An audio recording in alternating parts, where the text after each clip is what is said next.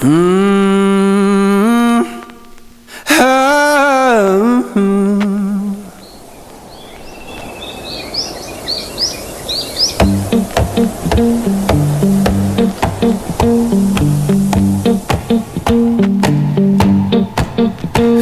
I saddled up my shoes. Hi, I'm Jaime, and I own a 2022 Kawasaki ZX6R. Yeah, I saddled up my shoes, headed out at dawn. Bakit ka bumili ng ZX6? Bakit ZX6R? Actually, medyo mahaba yung story nito, pero nag-start siya dun sa isa kong office mate. Yung office mate ko, naka ZX4RR siya. Yun yung actual na first testing ko sa big bike. Parang nilakasan ko lang yung loob ko. Inupuan ko, tapos inikot ko lang. Tapos parang na-inlove ako doon sa feeling, yung sa adrenaline.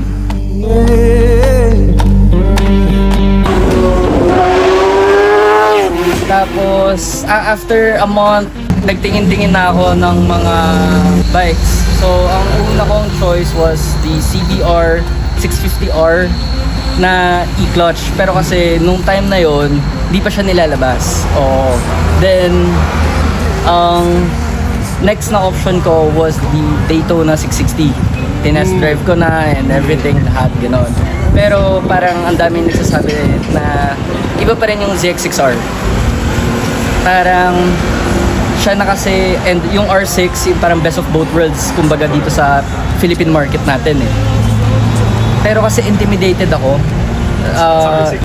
sa 6R. Dahil doon sa numbers na binibigay niya sa horsepower, sa torque. So parang hindi siya beginner friendly.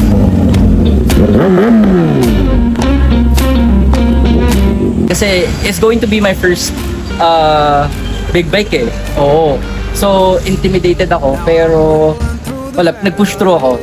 Eto, and so far okay naman. And for the record, sabi mo na your first bike, ito siya yung first bike mo.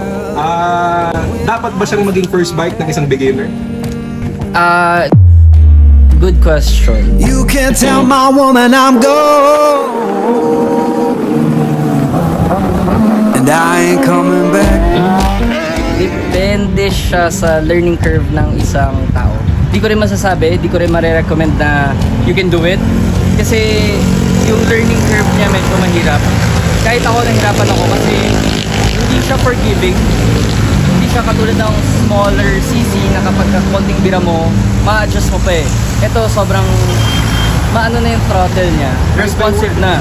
Right by your word. Hindi, yung cable pa lang. Kaya wala siyang auto blip.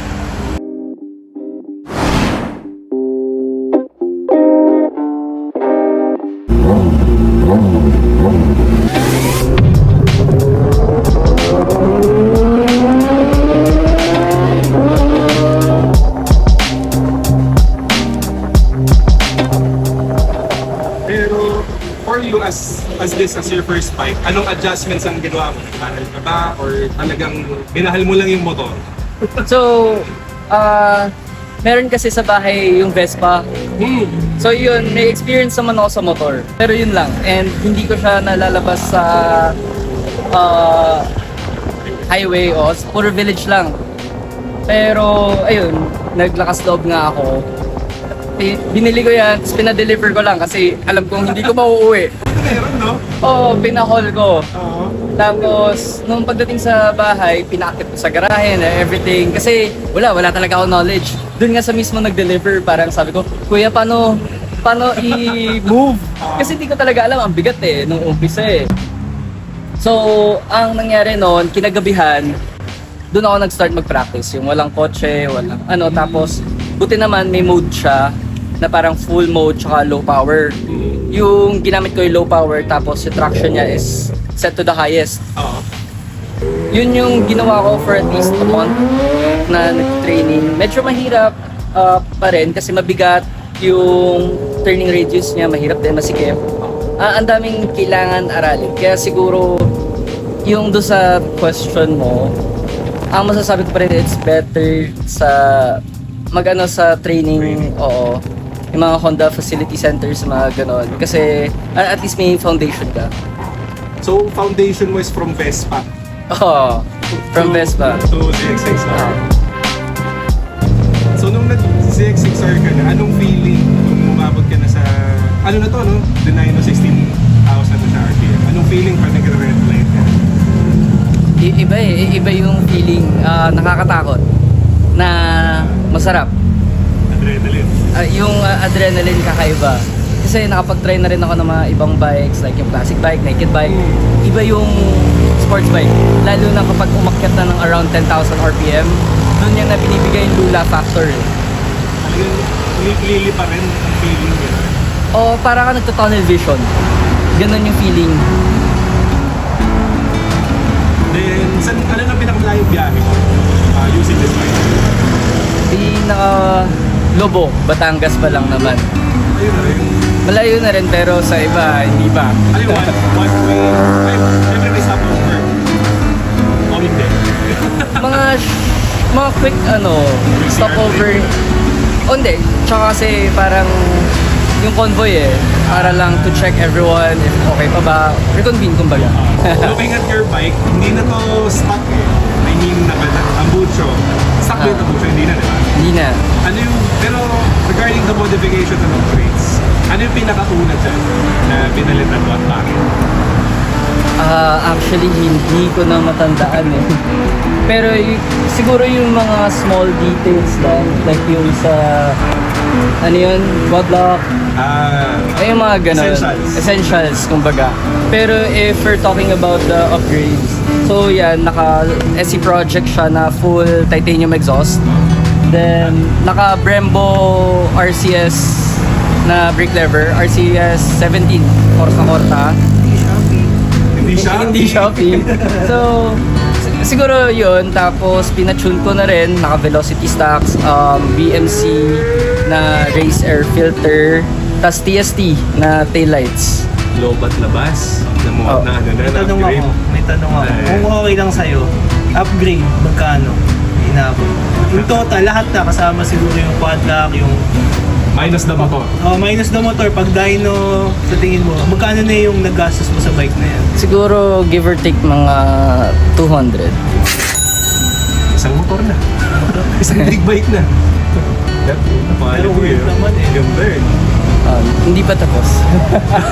Outgoing yan, pre. Oo, hindi ka matatapos. Bakit hindi green?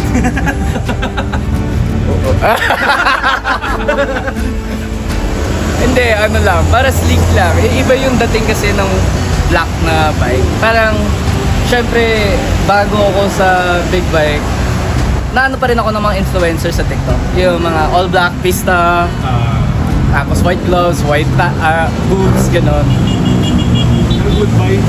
Oo, gusto ko pa rin para at least kahit anong suot mo din. Bagay. Oo, hindi yung green. Tapos nakapula ka. Oo, tapos nakapula ka. Di parang Santa Claus na, di ba? But regarding the bike naman, sa internet kasi kung tama yung understanding ko, parang kino-compare na siya sa liter bike. Anong take mo dun? Dapat mo siya i-compare, comparable ba siya or malayo? Sobrang layo.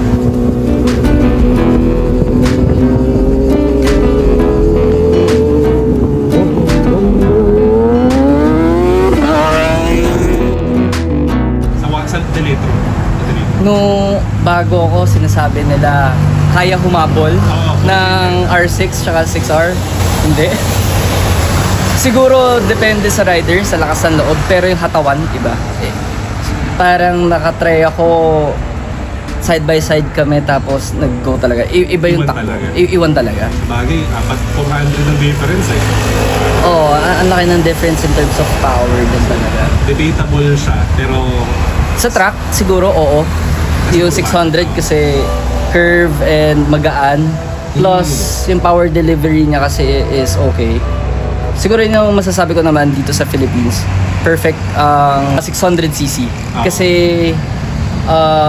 magagamit mo yung potential niya. Hindi katulad sa liter bike, first gear ka lang all the way ano, Oo. so So, ayun lang. Actually, yun lang yung mga questions namin. Pero, Teka, meron pa. Ayan, Ano ayan. naman yung yung mga ayaw mo sa bike na yan? Siyempre, hindi lang pwedeng puro positive yan. May masasabi ko ba na ito yung ayoko dito eh. Ayoko sa kanya. Ano nga ba? Masakit sa likod. Kasi isa siya sa mga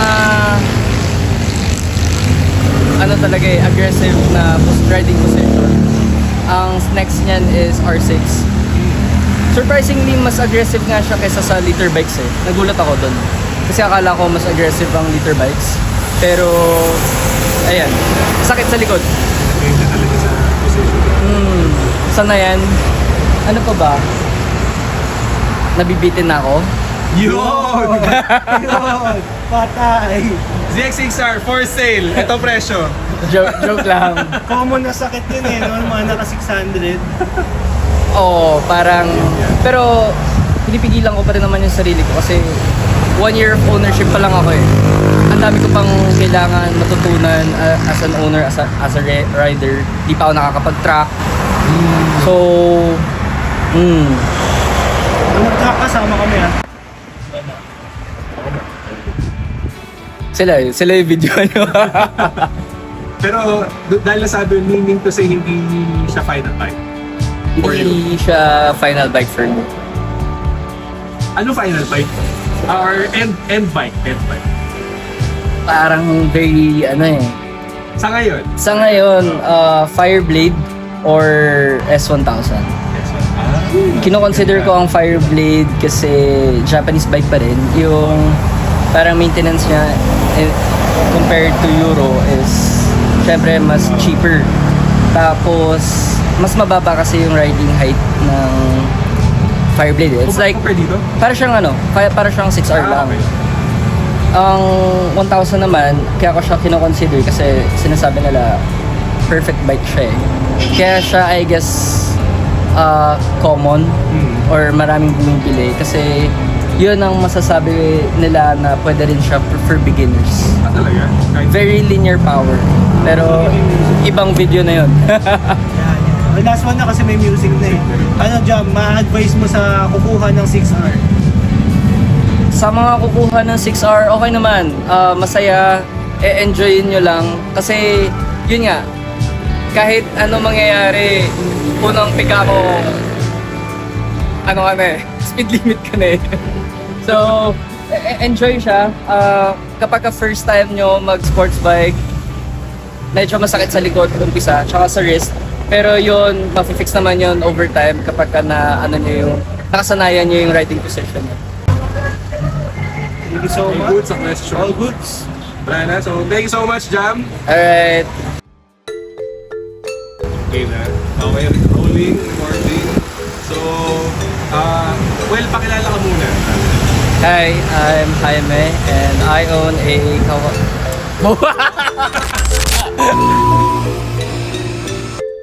Ang taas, boy!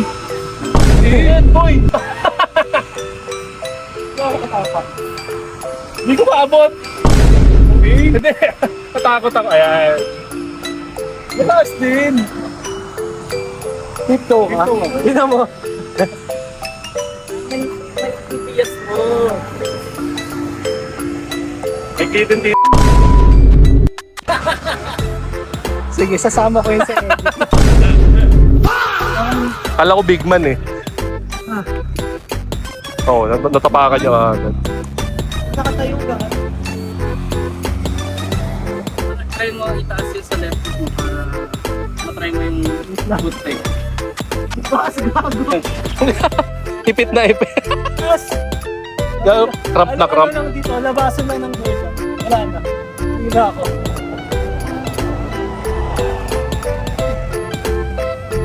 Hold. Bakit? Delete.